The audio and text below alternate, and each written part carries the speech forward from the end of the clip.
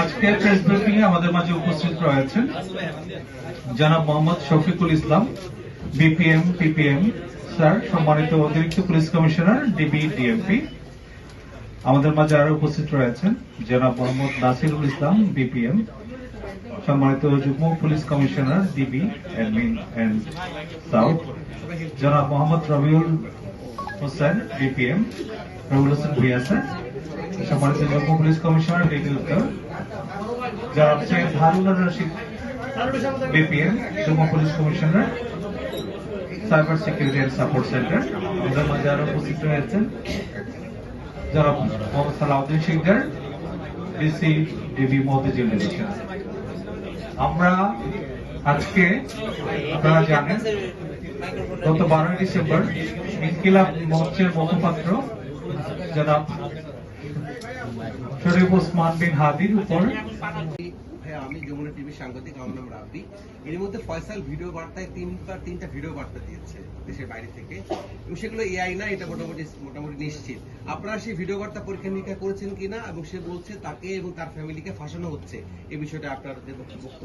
আমরা উনি আসামি, উনি হয়তো ওনার ক্লিপটা নিতেই পারে। আমরা সে সমস্ত ভিডিও বার্তা করেছি, মানে পর্যালোচনা করেছি, এবং আমরা এগুলো নিয়ে যেটা ফরেন্সিক করানো এটা আমরা করছি, প্রাথমিক কার্যকরী করেছি। করে যেটা দেখা যাচ্ছে যে এটা উনি বলতে পারে, উনি আসামি, উনি বিভিন্ন কথা বলতে পারে, কিন্তু আমাদের যে তদন্ত এবং তথ্য প্রমাণ যেটা আমরা পেয়েছি এটা আমরা নিশ্চিত হয়ে আমরা এই অভিযোগপত্র দেখি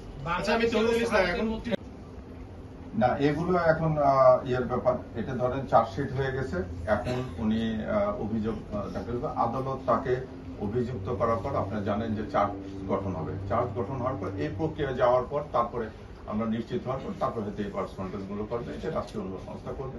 আবার যদি আমাদেরকে বলে অনুযায়ী তাহলে আমরা ওটা করবো। আচ্ছা, আসামিদের অবস্থান নিয়ে কি আপনারা কোনো কিছু এখনো পেয়েছেন কিনা, আপডেট কিছু আছে কিনা? কারণ সে দাবি করছে দুবাইতে, আবার ইন্ডিয়াতে কথা হচ্ছে, এই জায়গাটা এখনো কিন্তু খোলাসা হচ্ছে না। সে দাবি করতে পারে, সে অনেক কিছু দাবি করতে পারে।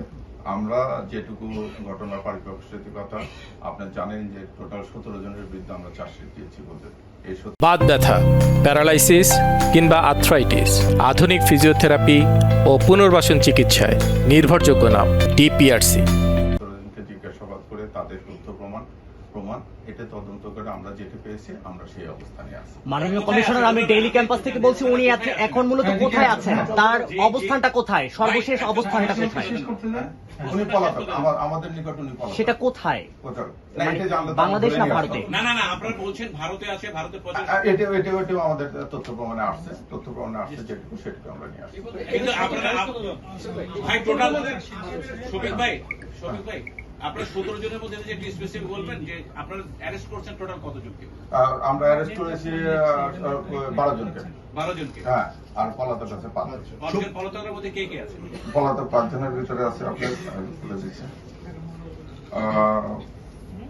পলাতক 5 জন আছে। ফয়সাল করিম মাসুদ আছে, তারপরে আলমগীর শেখ, তারপরে বাপ্পি, ফিলিপ, আর হচ্ছে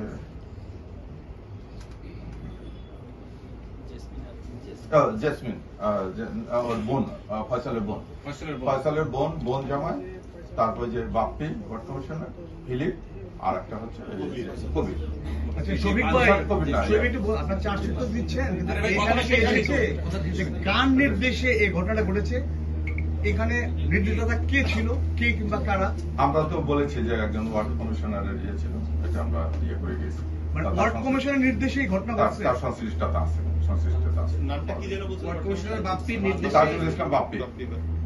শফিক ভাই, উনি যে ফয়সাল যে দাবি করেছে সে দুবাই আছে, আপনারা ফরেনসিক করেছেন, ওর ওই যেটা ভিডিও বার্তা সেটা কি সঠিক বার্তা? ফরেনসিক করে যে যে ব্যবস্থা আছে সমস্ত ব্যবস্থা নেওয়া হবে। কিন্তু আপনারা বলেছিলেন মেঘালয় দুজনকে অ্যারেস্ট করেছে, পশ্চিমবঙ্গ পুলিশ অ্যারেস্ট করেছে, এই যে বক্তব্যগুলো সবই সত্য। ওরা কি অস্বীকার করতেছে? ওরা বিভিন্ন মাধ্যমে অস্বীকার করেছে। এখন এটি তো আমরা একটা রাষ্ট্রের ইয়ে নিয়ে আমরা বলতে চাচ্ছি না। আমরা আমাদের তদন্ত যেটুকু পেয়েছি সেটুকু নিয়ে আমরা মানে ওইখানে মেঘালয় অ্যারেস্ট হয়েছে, আগে আমরা জানতে পেরেছি, এটা তো সারা ইয়ে বলে গেছে। ওইখানে একটু এই যে কাউন্সিলর বললেন সে হারাকে কেন মারতে বলছে ফয়সাল কেন মারছে? তো বললাম তো যে না রাজনীতি কি আছে বলছি না, যে রাজনৈতিক দ্বন্দ্ব আছে। এই তো বললাম তো আপনাকে, বললাম না যে ফয়সাল একটা কি বলে ওসমান হাদি একটা নতুন ধারার রাজনীতি গিয়ে শুরু করছিল। সেই তার বক্তৃতা সেবা সবনের মাধ্যমে এই পতিত সরকারের বা নিষিদ্ধ ঘোষিত ছাত্রলীগ বা কার্যক্রম নিষিদ্ধ আওয়ামী লীগের বিভিন্ন সমালোচনামূলক বক্তব্য দিচ্ছে, তারপরে তারা ক্ষুব্ধ হয়েছে রাজনীতি। আওয়ামী লীগের বিরুদ্ধে সমালোচনা করছে জন্যই আওয়ামী লীগের কাউন্সিলর তাকে হ্যাঁ এটা পরিষ্কার করেন। এটি পরিষ্কার করছে, এটা আমি একবারে ইয়ে করেছি। আমরা যথেষ্ট প্রশ্ন নিয়েছি, এমন মনে হয় আমাদের একটু সময় আর একটা প্রশ্ন আচ্ছা আছে, বলেন লাস্ট প্রশ্ন। না এখন এর পরে যদি পাওয়া হয়, আমি বলেছি আপনাদেরকে যে যদি আসামি অ্যারেস্ট বা আসামি নিয়ে আসার পর বা যে কোনো তথ্য প্রমাণ পেলে এটা পরিপূরক অভিযোগপত্র দাখিলের ইয়ে আছে, আমরা এটা করব। ধন্যবাদ। আজকে আমাদের সংবাদ সম্মেলন এখানে শেষ। ধন্যবাদ সবাই। আপনাদের সবাইকে আন্তরিক ধন্যবাদ। আসসালামু আলাইকুম।